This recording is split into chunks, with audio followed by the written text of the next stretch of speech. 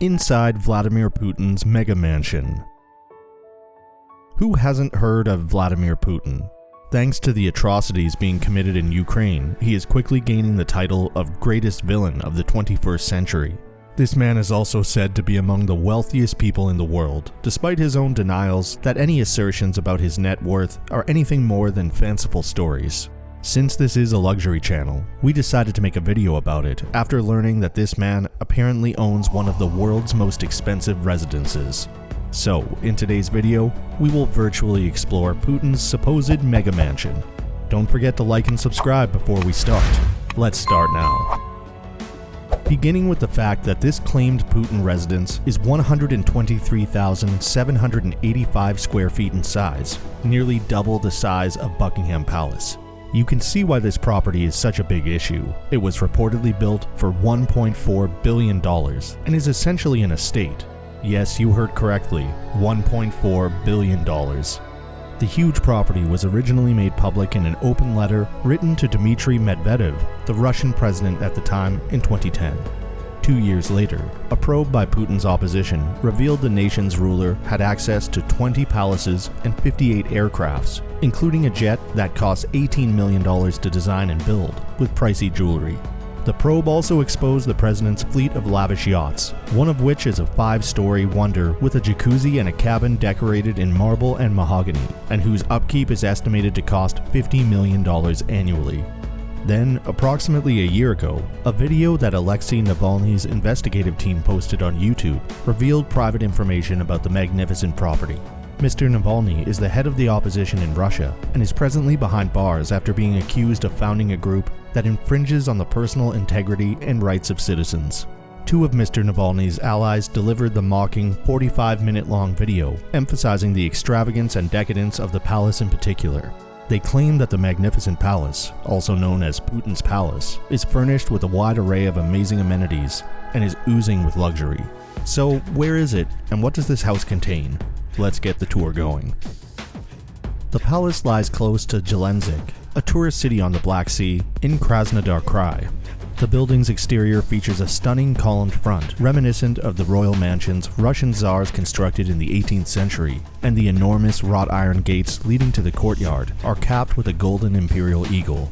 The barrier prevents anyone from capturing even the smallest aspect of the palace, but thank goodness for Navalny comrades who somehow managed to do it. Our tour starts in the elaborate reading room, which boasts beautiful high ceilings, polished marble flooring, and frescoes in the classical style that add to the room's grandeur. The built-in cabinetry appears to have been transported from the Palace of Versailles, and the exquisitely carved hardwood fireplace surround is equally magnificent. The dining area is also decked with a lot of gold leaf, adding to the glitz.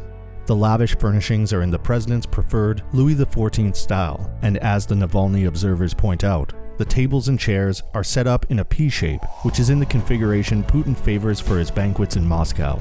It should come as no surprise that a single chair from here costs $10,300. The next room is allegedly Putin's master suite, which is actually more of a master hall considering its enormous size. With its Rococo-inspired gilded ceilings and wall panels, gold leaf-covered sideboards, and regal 4-poster bed covered in the finest silks, the master bedroom, referred to by Navalny's team as the boudoir, is, as you might guess, suitably spectacular. The area includes a swanky living room, a master bedroom or boudoir, a lounge, a walk-in wardrobe, and a generous master bathroom. Take note of the pricey marquetry flooring and plush velvet armchairs. They probably cost a good deal of money when combined with the other decorations. The footage clearly demonstrates that no money was spared in creating the master bathroom, which was built for a strongman president, supposedly, of course. The room's focal point is a spa bath with marble columns, and there is also a sizable walk-in shower. Next comes the second master suite. Obviously, the luxury-loving owner needs more than one. The room rivals the splendor of Putin's alleged suite and is situated on the opposite side of the lavish residence. After locating specific items in the palace blueprints that they were able to obtain discreetly and studying the costs, the Navalny activists disclosed the cost of the furniture in the room. For instance, the dresser costs $19,700, while the bed normally sells for $16,400. In one of the room's corners, next to a crystal floor lamp, the golden chaise lounge with purple velvet upholstery adds a theatrical touch. Once more, the owner spared no expense when it came to this opulent piece of furniture, which costs a hefty $10,600 to buy directly from the manufacturer. Next is this classy conference room. The expansive office is equipped with a massive T-shaped desk and has the appearance of a place where a president could run a nation from. The double-headed eagle, which is the symbol of Russia and can be seen throughout the palace, is one of the room's primary motifs, along with a beautiful marble fireplace and a wealth of gold adornment. The chamber also features what the Navalny campaigners refer to as the most lavish set of furniture in the entire palace. A collection of glitzy gold sofas and chairs that are quite in line with Putin's favorite Louis XIV design and unmistakably appear like they belong in a stunning palace interior. Next is the indoor pool, one of the palace's attractions. It impresses with floor-to-ceiling marble, massive columns, and incredibly expensive tiling. But the room's most striking elements are its magnificent walls and ceiling.